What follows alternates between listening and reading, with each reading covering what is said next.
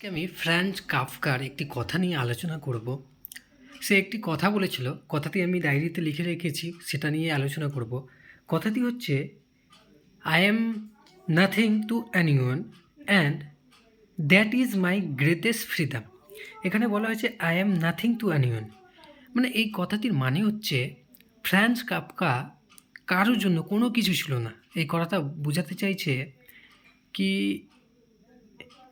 এমন না যে আমি লোকের জন্য একটা মডেল বনে আছি, কি আমি ভালো মানুষ বা আমি টাকা পয়সাওয়ালা মানুষ বা আমার কোনো সমাজে মান সম্মান আছে অনেক, এগুলো কোনো কিছু ছিল না।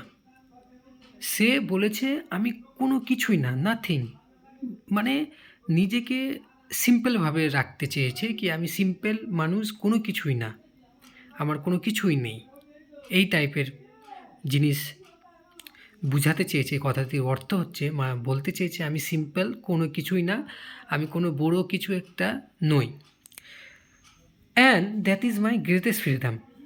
মানে যখনই তুমি একটা মানুষ এগুলো থেকে ফ্রি হয়ে যায় না, টাকা মানে সিম্পলভাবে জীবনযাপন করে, কোনো লাক্সারি জিনিস না, গাড়ি না, কোনো লাক্সারি পোশাক না, কোনো সোশ্যাল স্ট্যাটাস মেনটেন করার কোনো চাপ থাকে না, কি আমাকে এই আমার বাড়ির পাশে এই বাইকটা নিলে তো আমাকে এর থেকে ভালো বাইক নিতে হবে, বা এই ফ্রিজটা নিলে তো আমাকে আবার ফ্রিজ নিতে হবে নতুন, বা ও দুতলা বাড়ি করলো তো আমিও দুতলা করব।